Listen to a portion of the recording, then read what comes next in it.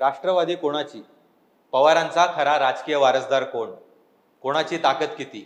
या सर्व प्रश्नांची उत्तरं आपल्याला 4 जूनला बारामती लोकसभा मतदारसंघाच्या निवडणूक निकालातून मिळणार आहेत.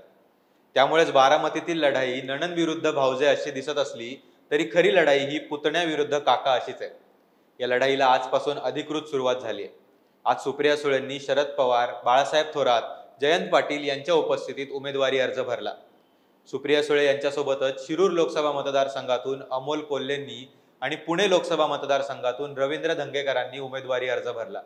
तर दुसरीकडे मुख्यमंत्री एकनाथ शिंदे, उपमुख्यमंत्री देवेंद्र फडणवीस, उपमुख्यमंत्री अजित पवार यांच्या उपस्थितीत जाहीर सभा घेत सुनेत्रा पवार यांनी देखील आपला उमेदवारी अर्ज भरला. बारामती लोकसभा मतदारसंघातून सुप्रिया सुळे 3 टर्म खासदार आहेत, तर सुनेत्रा पवार या पहिल्यांदाच लोकसभेच्या रिंगणात उतरल्यात. तरीही सुनेत्रा पवारांनी लोकसभा निवडणुकीच्या प्रचारात आघाडी घेतली असल्याचं बोललं जाते. त्यामुळेच आज आपण नणंद विरुद्ध भावजाईच्या या लढाईत सुनेत्रा पवारांना प्रचारात आघाडी मिळवून देणाऱ्या 5 मुद्द्यांची चर्चा करणार आहोत. नमस्कार, मी ऋत्वल नवले आणि कॅमेरावर आहेत आलेख चाळके. सुप्रिया सुळेंच्या विरोधात सुनेत्रा पवारांना आघाडी मिळवून देणारा पहिला मुद्दा आहे जनसंपर्क. बारामती लोकसभा मतदारसंघातून सुप्रिया सुळे 2009 पासून खासदार आहेत. सलग 3 टर्म खासदार असलेल्या सुप्रिया सुळेंचे आजपर्यंतचे राजकारण दिल्ली केंद्रित राहिलेले. त्यामुळे गाव पातळीवरील कार्यकर्त्यांसोबत त्यांचा जनसंपर्क नसल्याचा दावा राजकीय विश्लेषक करतात. याउलट सुनेत्रा पवार या पहिल्यांदाच निवडणुकीच्या रिंगणात उतरत आहेत. मात्र सुनेत्रा पवार यांनी समाजसेवेच्या कार्याद्वारे बारामती लोकसभा मतदारसंघात आपला जनसंपर्क वाढवलाय. त्यामुळे निवडणुकीच्या रिंगणात जरी सुनेत्रा पवार नवीन असल्या तरी त्या बारामती लोकसभा मतदारसंघातील मतदारांसाठी अनोळखी नक्कीच नाहीत. याचा त्यांना फायदा होताना दिसतोय. सुनेत्रा पवारांना प्रचारात आघाडी मिळवून देणारा दुसरा मुद्दा आहे तो म्हणजे अजित पवारांच्या हातात असलेले प्रचाराचे नियोजन. सुप्रिया सुळेंना 3 टर्म खासदार करण्यात अजित पवारांचं मोठं योगदान होतं. आघाडीतील मित्रपक्षांपासून ते बारामती लोकसभा मतदारसंघातील गटातटांचे राजकारण कशा प्रकारे सुप्रिया सुळेंच्या पारड्यात जाईल याचं उत्तम नियोजन अजित पवार करायचे.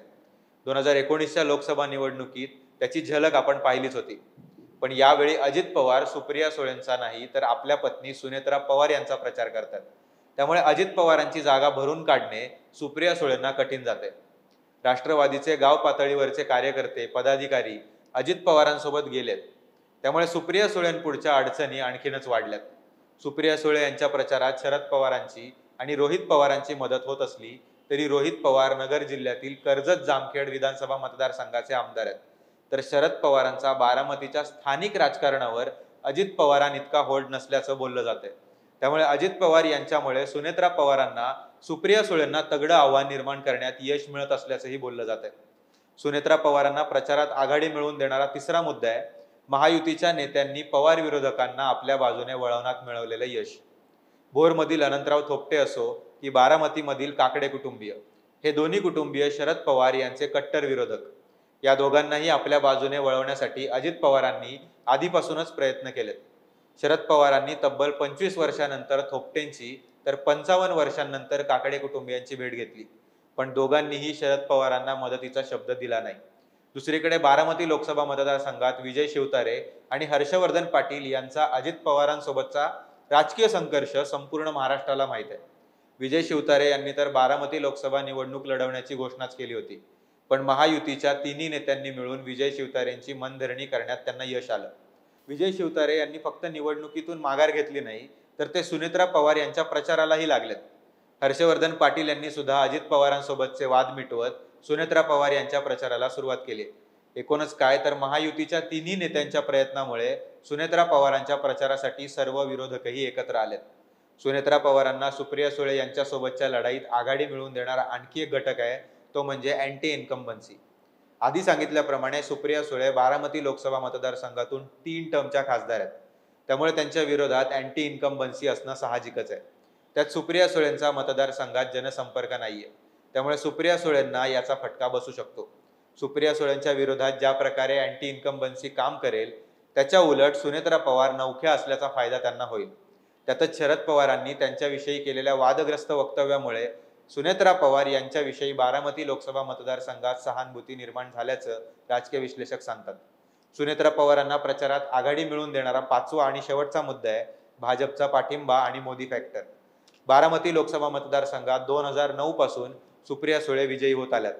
तरी 2014 आणि 2019च्या लोकसभा निवडणुकीत भाजपच्या किंवा भाजप समर्थित उमेदवाराला या लोकसभा मतदारसंघातून 40%हून अधिक मतं मिळाली आहेत. त्यामुळे भाजपचा या लोकसभा मतदारसंघात स्वतःचा जनाधार आहे. त्यात आता अजित पवारांनी राष्ट्रवादीतील काही मतं जरी आपल्याकडे वळवली तर सुनेत्रा पवारांना विजय होण्यापासून कोणीही रोखू शकत नाही. त्यातच सुनेत्रा पवार यांना मतदान म्हणजे मोदींना मतदान आणि सुप्रिया सुळेंना मतदान म्हणजे राहुल गांधींना मतदान या लाईनचा प्रचारही सुनेत्रा पवार यांना फायदा मिळवून देत आहे. आपल्याला काय वाटतं, बारामती लोकसभा मतदारसंघात कोण बाजी मारणार? आम्हाला कमेंट करून नक्की कळवा. व्हिडिओ आवडला असेल तर लाईक करा, शेअर करा आणि महा MTBच्या YouTube चॅनलला सबस्क्राईब करायला विसरू नका. धन्यवाद.